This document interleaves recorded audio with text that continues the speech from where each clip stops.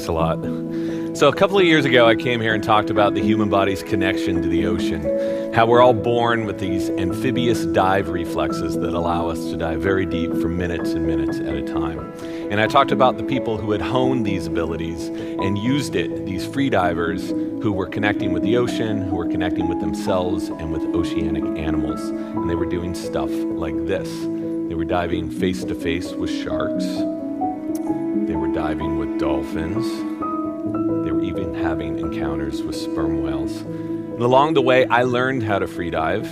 And the first thing I learned about free diving was that it was all about breathing. The only way that you can hold your breath for about 3 to 4 minutes at a time and dive down a few hundred feet is if you knew how to breathe and optimize each breath and were able to hold it in certain ways and to calm yourself and to calm your heart.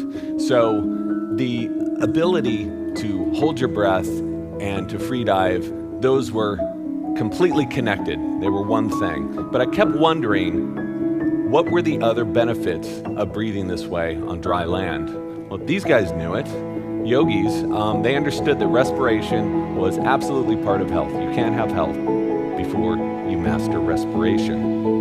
So I asked a few doctors if how we breathe really mattered. And the answer I heard was pretty much, it didn't. Basically, breathing like this was the same as breathing like this. The point was, we just needed to get oxygen into us.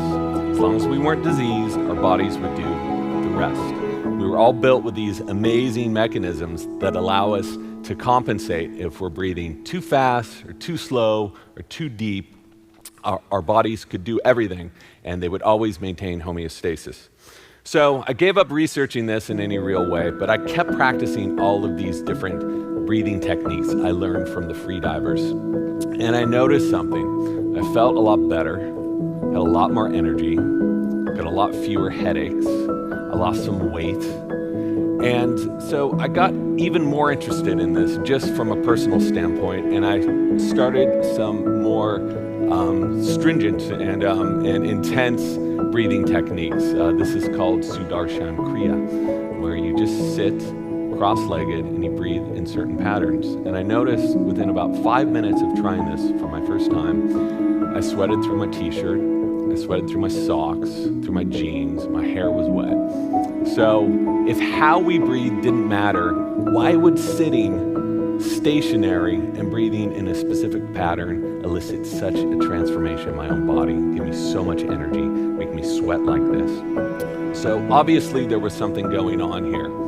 So I started talking to some more researchers who told me that yes, how we breathe was everything. And they were discovering that good breathing was essential to health and longevity, and poor breathing was a problem that was contributing to a bunch of different problems. And how we breathed was actually in many ways as important to what we ate. We took in about 30 pounds of air in and out of our lungs every day.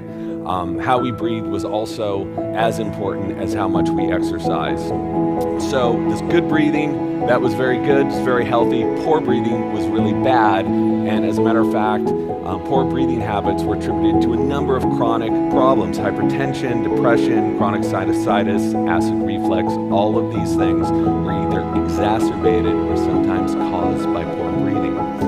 So I realize this all sounds pretty wacko, but this was all clarified by dozens and dozens of different studies over decades and decades. So I thought I'd explore it a little more, and I heard that the only way to really understand what has happened to us, why we breathe so poorly now, is to understand our evolution. So I went to the University of Pennsylvania, to the Anthropology and Archaeology Museum, where they have one of the largest collections of pre-industrial skulls in the world. And one thing these researchers told me, they said, if you're going to understand breathing, you have to understand the mechanisms of it. And they said, of the 5,400 different mammals on the planet, why are humans the only ones with crooked teeth? If you look at chimpanzees, perfect teeth. This gentleman, the Bergerac macaque, perfect teeth. Marine mammals, guess what? They all have perfect teeth. Even my dog, I pinned her down, took a picture of her teeth. and they were perfect. Meanwhile, this is what we have. This is pretty common for young people to have teeth like this. And if we don't do anything about it, they can end up like this. So 80 to 90% of us have crooked teeth. Why? So the next question they asked me, they said, of the 5,400 different mammals, why are humans the only ones who have sleep apnea? Why are we the only ones that snore? Some bulldogs snore, but beyond that, humans are the only ones. 50% of us snore, and a quarter of us suffer from sleep apnea. So why? Why would this happen? I've always thought that crooked teeth, I thought that this was a genetic problem, but then I thought about it a little more, and my parents had great teeth, and I had awful teeth. Then I thought, sleep apnea, that's always a problem associated with obesity.